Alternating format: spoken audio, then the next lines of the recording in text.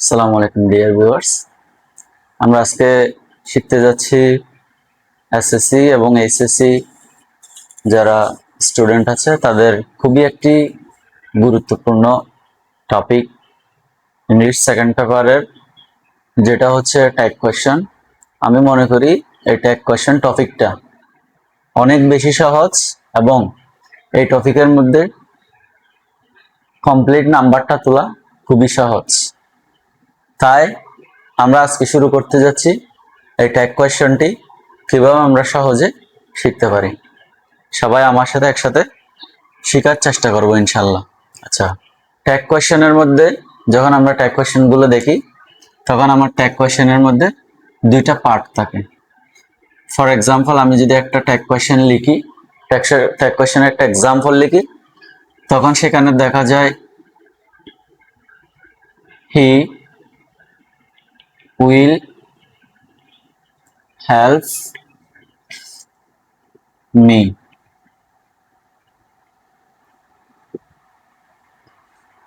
এভাবে আমার প্রশ্নটা লিখে থাকে। প্রশ্নটা লিখে থাকবে কি, হি উইল হেল্প মি, এরপর আমাকে অ্যান্সারটা করতে হবে। তাহলে আমরা হচ্ছে এই যে যে অংশটা আমার লেখা আছে হি উইল হেল্প মি, এটাকে বলা হয় স্টেটমেন্ট সেন্টেন্স। এটাকে বলা হয় স্টেটমেন্ট। স্টেটমেন্ট বলতে আমরা কি বুঝি? আমরা যখন সেন্টেন্স পড়ি 5 প্রকার, সেই সেন্টেন্স গুলোর মধ্যে assertive, interrogative, imperative, optative, exclamatory, সেই সেন্টেন্স গুলোর মধ্যে আমরা যে অ্যাসার্টিভ সেন্টেন্সটা পড়ি সেই অ্যাসার্টিভ সেন্টেন্সের অপর নাম বলা হয় স্টেটমেন্ট সেন্টেন্স।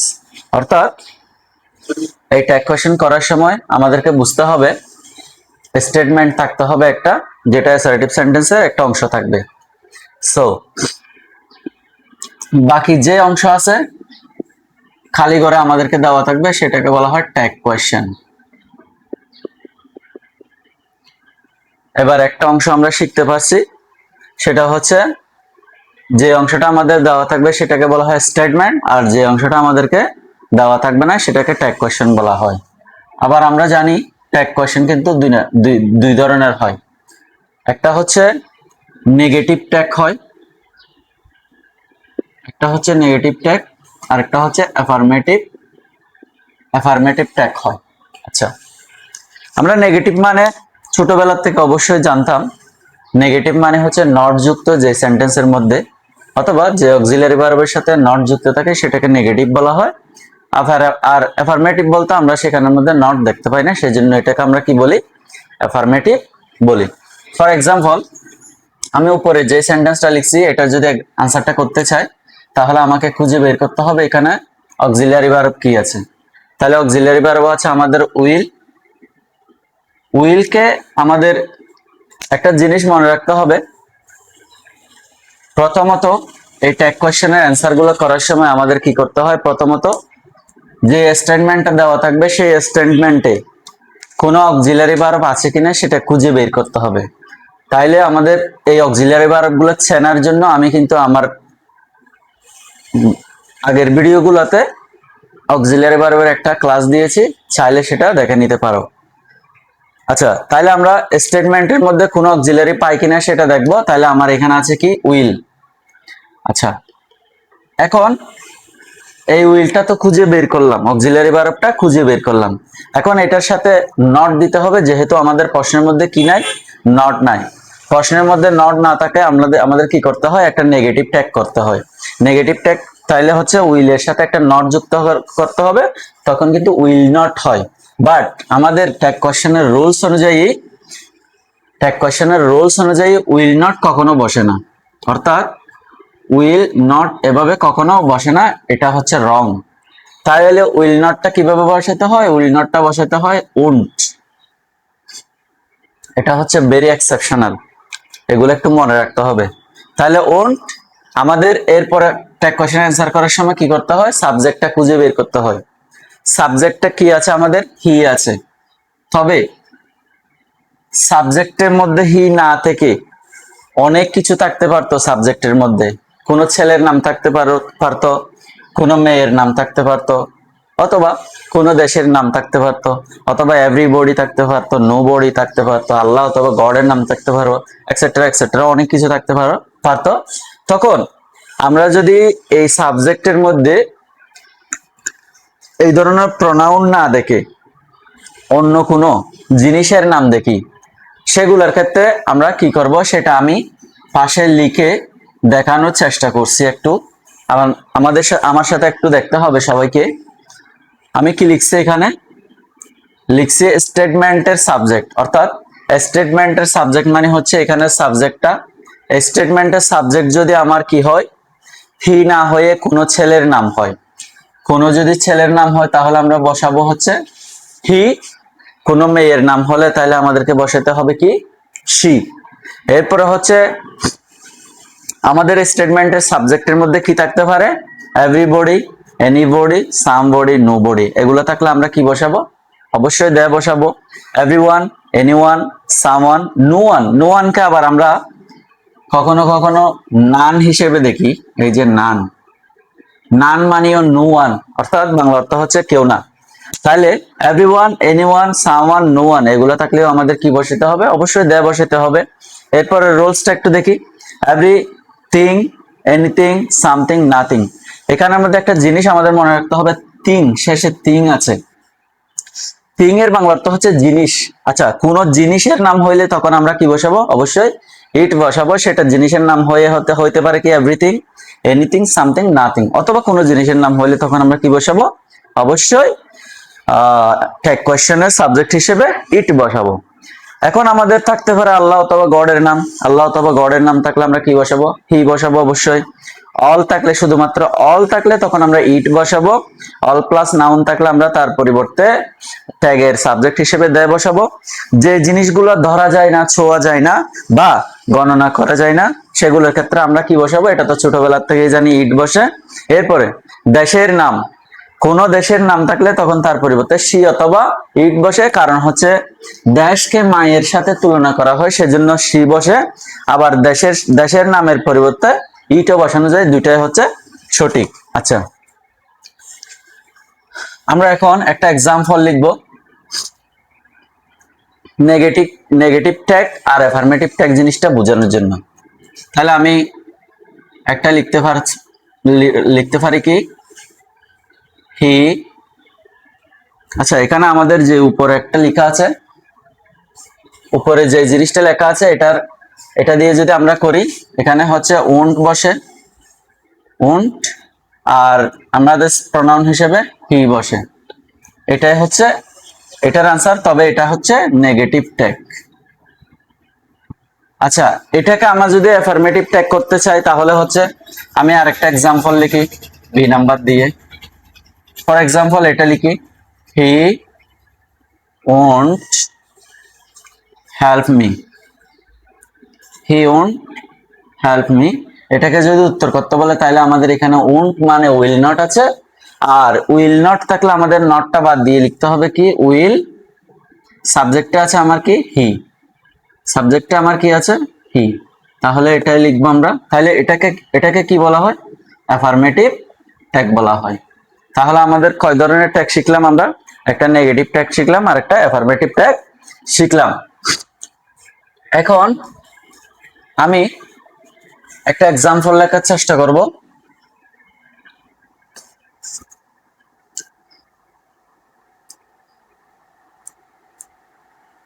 দে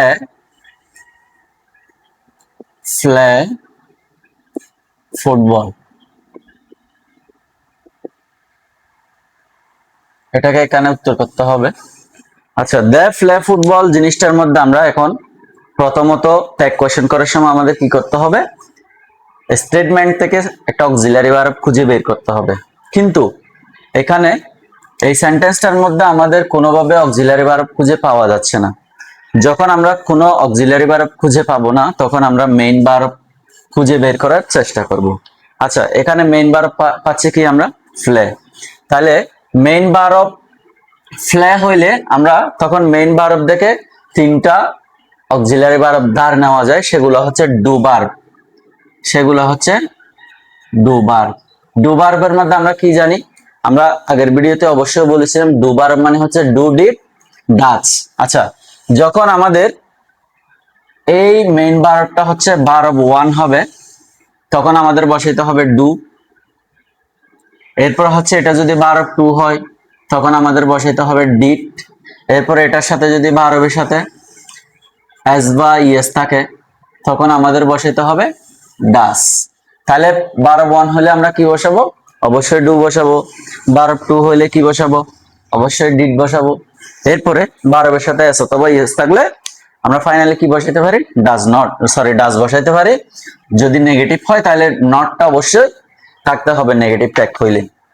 সো আমরা 1 নম্বরের উত্তরটা করতে পারি দ্য প্লে ফুটবল। তাহলে এখানে মেইন ভার্ব আছে ডু, সরি প্লে। প্লে মানে হচ্ছে এটা ভার্ব 1 আর এটার ভার্ব 2 হচ্ছে কি প্লেট। যদি এখানে ফ্লে না থেকে ফ্লেট থাকতো তাহলে আমরা হচ্ছে কি আনতাম? ডিট আনতাম। এখন ভার্ব 1 আছে সেজন্য আমরা কি আনবো? ডোন্ট। ডু আনবো, সাথে আমাদের যেহেতু এটা স্টেটমেন্টটা হচ্ছে আমাদের কিসে আছে? অ্যাফার্মেটিভ আছে, তাহলে আমাদের এটা কি করতে হবে? নেগেটিভ ট্যাগ করতে হবে। তাহলে এখানে বসবে ডোন্ট। সাবজেক্টে কি আছে? দে আছে, তাহলে আনসারটা হচ্ছে কি ডোন্ট দে। তাহলে আমি এতটুকু আশা করি খুবই সহজে বুঝতে পারছি। এরপর আমাদের খুবই এক্সেপশনাল কিছু ব্যতিক্রম রুলস আছে, এগুলো দিয়ে আমরা শেখার চেষ্টা করব ইনশাআল্লাহ। আচ্ছা, আমরা এক কোশ্চেনের একটু ব্যতিক্রমী দুইটা রুলস একসাথে বোর্ডে দেখানোর চেষ্টা করেছি। রোল নাম্বার একটা একটু পড়ে শোনাচ্ছি। কোন স্টেটমেন্ট মানে অর্থাৎ হচ্ছে আমরা এই ট্যাগ কোশ্চেন করার সময় যে অংশটা আমাদের লিখে দেওয়া থাকে এটাকে স্টেটমেন্ট বলছিলাম আমি প্রথম দিকে। কোন স্টেটমেন্টে হার্ডলি হচ্ছে একটা শব্দ, এটাকে নেগেটিভ ওয়ার্ড বলা হয়।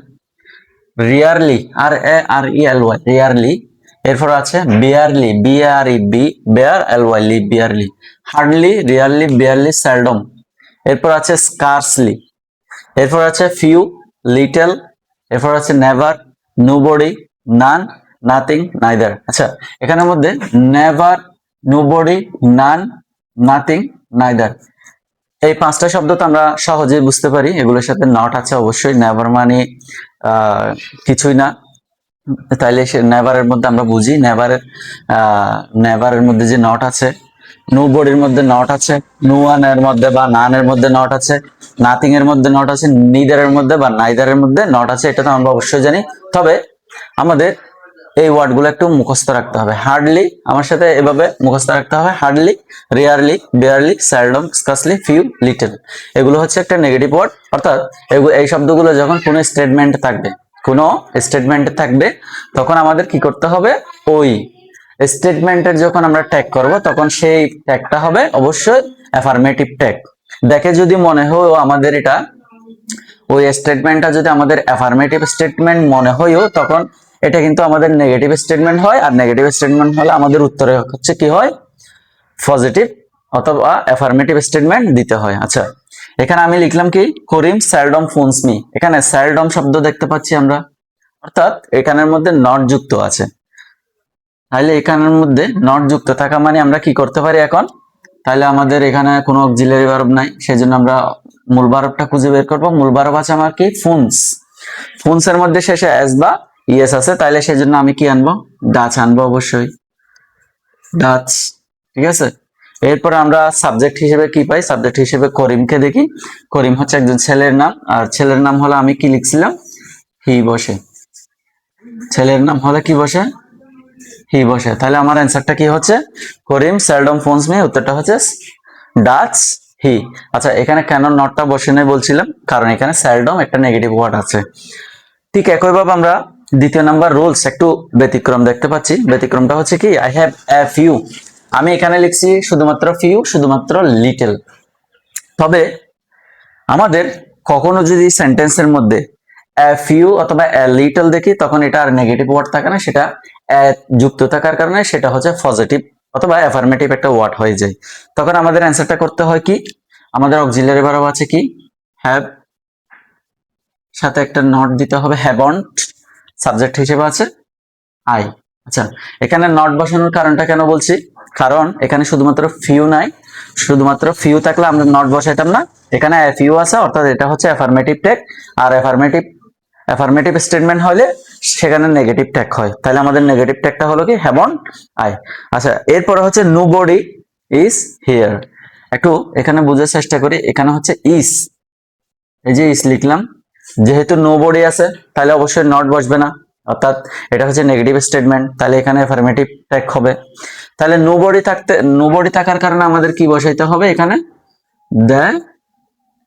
দ্য বসাইতে হয়। একটা জিনিস আমাদের মনে রাখতে হবে, এই প্রশ্নটা বেশিরভাগ সম্ভাবনা পরীক্ষায় আসার, কারণ এখানে কখনো ইজ বসে না। কেন বসে না সেটা বলি। দ্য হচ্ছে একটা plural third person plural number. Third person plural number কখনো একটা সিঙ্গুলার ভার্বকে অ্যাকসেপ্ট করে না।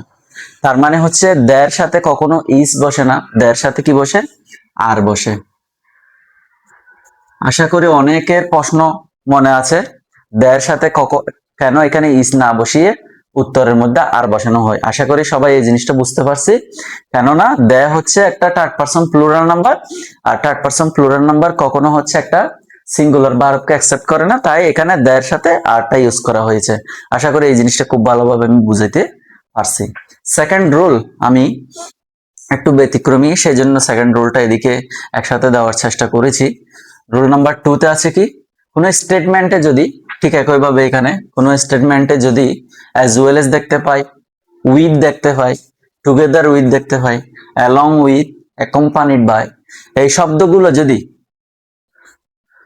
দুইটি সাবজেক্ট যুক্ত থাকলে, এগুলা ইত্যাদি দ্বারা এই ওয়ার্ডগুলো দিয়ে যদি দুইটা সাবজেক্টকে একসাথে যুক্ত করা হয়, অর্থাৎ উইথ এর আগে একটা সাবজেক্ট, উইথ এর পরে একটা সাবজেক্ট, অ্যাজ ওয়েল এস এর পরে একটা সাবজেক্ট, আগে একটা সাবজেক্ট, এই ধরনের যদি দুইটা সাবজেক্ট যুক্ত করে দেওয়া হয়, তখন আমাদের ট্যাগটা করতে হবে কি অনুযায়ী, প্রথম সাবজেক্ট অনুযায়ী ভার্ব বসে এবং ট্যাগ করতে হয়। সো দেখি আমরা এখানে প্রথম সাবজেক্ট হচ্ছে কি আছে, রহিম আছে, আর সেকেন্ড সাবজেক্ট হচ্ছে কি আছে, আয় আছে।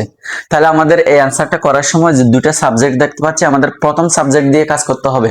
আচ্ছা, এই জিনিসটা মুখস্থ করতে হবে অবশ্যই, as well as, with, together with, along with, accompanied by, এভাবে মুখস্থ করতে হবে। As well as, with, together with, along with, accompanied by, এভাবে খুব ভালোভাবে মুখস্থ রাখতে হবে।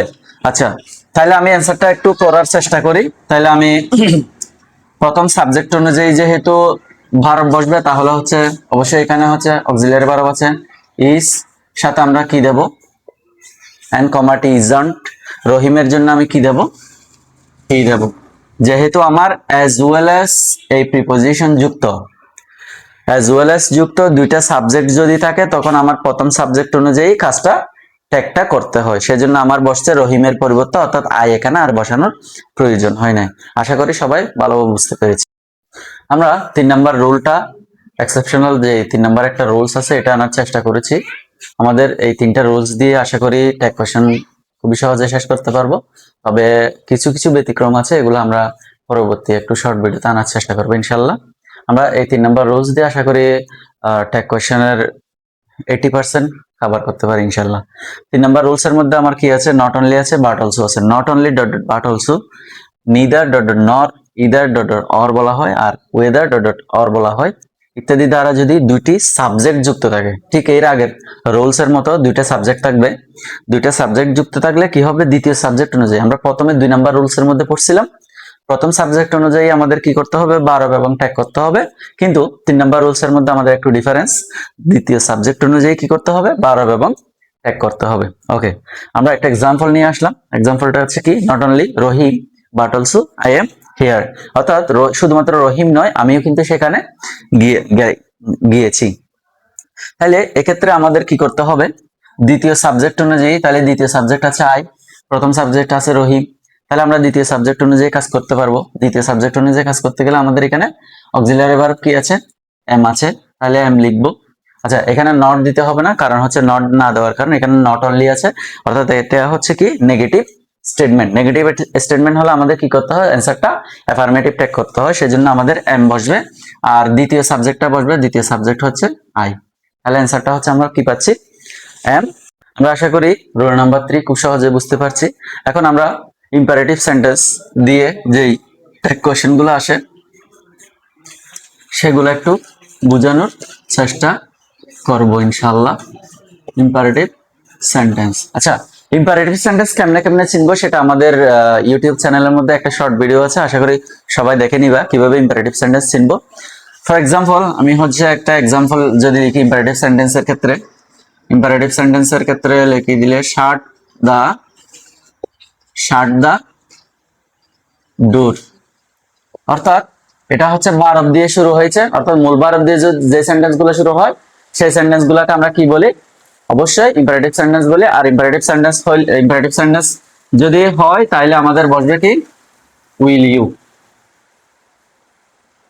সবসময় আমরা ইম্পারেটিভ সেন্টেন্স হলে উইল ইউ বসাইতে পারে, এভাবে অ্যান্সার করা যায়। তবে যদি এটা অ্যাফার্মেটিভ ট্যাগ হয়, অ্যাফার্মেটিভ স্টেটমেন্ট হয়, তখন আমাদের কিন্তু এখানে উইল ইউ না বসিয়ে চাইলে আমরা ওন্ট ইউ বসাইতে পারতাম। তাহলে এটার অ্যান্সারটা দুইভাবে হয়, উইল ইউ দিলেও হয়, ওন্ট ইউ দিলেও হয়। তবে আমরা সবসময় মনে রাখবো উইল ইউ। ইম্পারেটিভ সেন্টেন্স দেখলে আমরা সাথে সাথে কি করব? উইল ইউ বসানোর চেষ্টা করব। এরপর আমাদের একটু ইম্পারেটিভ সেন্টেন্সের একটা খুবই ইম্পর্টেন্ট উদাহরণ আছে, যেটা পরীক্ষায় সবচেয়ে বেশি আসে। যেমন লেট আস গো দেয়ার,